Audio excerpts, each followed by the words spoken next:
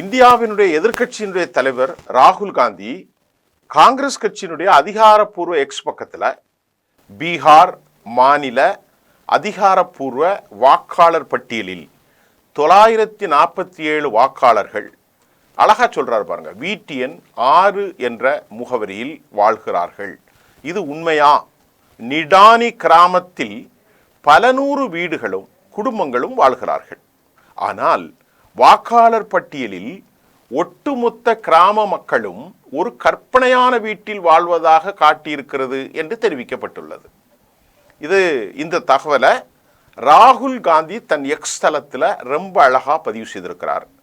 அதில் அவர் என்ன சொல்றாருன்னா, தேர்தல் ஆணையத்தின் மேஜிக்கை பாருங்கள், ஒட்டுமொத்த கிராம மக்களும் ஒரு வீட்டில் வாழ்வதாக குறிப்பிட்டிருக்கிறதே என்று அவர் தெரிவித்திருக்கிறார்.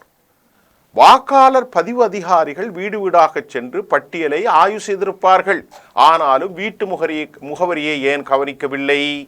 ஏனென்றால் அதனால் சிலருக்கு பயன் ஏற்படும் என்றும் காங்கிரஸ் கட்சி குறிப்பிட்டுள்ளது. அதாவது இது ஏதோ ஒரு தவறு அல்லங்க, இது வெளிப்படைத்தன்மை என்ற பெயரில் நடக்கும் மோசடிங்க. வீட்டு எண்ணை நீக்கிவிட்டால் போலி வாக்காளர்களை மறைத்து விடலாம், போலி வாக்காளர்களை உருவாக்கலாம், அவர்களது அடையாளங்களை மாயமாக்கி விடலாம் என்றும் காங்கிரஸ் கட்சி தற்போது குற்றம் சாட்டி இருக்கிறது.